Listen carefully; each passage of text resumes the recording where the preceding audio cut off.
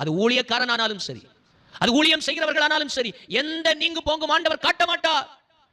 எனவே தான் சுடராய் பிரகாசிக்கின்ற அநேக பரிசுத்தவான்கள் வரைக்கும் இன்றைக்கு விழத்தள்ளப்பட்டிருக்கிறார்கள். எனவே நாம் கை வைத்திருக்கிற இந்த வேதத்தை குறித்து நல்ல ஒரு தெளிவு வேண்டும். இதை நாம் எடுத்துவிட்டோம் என்று சொல்லி எதையும் செய்துவிட முடியாது.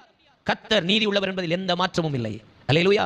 நாம் தேவனை சார்ந்திருக்கிற ஒரு அற்பமான விசுவாச பிள்ளைக்கு அநீதியாய் திட்டம் தீட்டி செய்கின்ற, அநியாயமாய் திட்டம் தீட்டி சில காரியங்களை செய்து குற்றம் சுமத்தும்படிக்கு, குற்றம் சுமத்தி அந்நியராய் மாற்றும்படிக்கு, குற்றம் சாட்டி ஊழியத்தை விட்டு தகர்க்கும்படி எடுக்கிற எல்லா பிரயாசத்துக்கும் தேவனிடத்திலிருந்து கண்ணிகள் புறப்பட்டு வரும் என்பதை மறக்க கூடாது. அது எவ்வளவு பெரிய பிரபலமாய் இருந்தாலும் சரி. அல்லேலூயா. அதற்கு ஏற்ற தண்டனை கர்த்தருக்கு நீங்கள் கணக்கு கொடுத்தே ஆக வேண்டும். ஆண்டவருக்கு கணக்கு கொடுத்தே ஆக வேண்டும். ஆண்டவருக்கு பதில் சொல்லியாக வேண்டும். நீங்கள் ஒருவேளை வெளியில வேஷம் போடலாம், எல்லாம் அப்படி நடந்தது அப்படின்னு.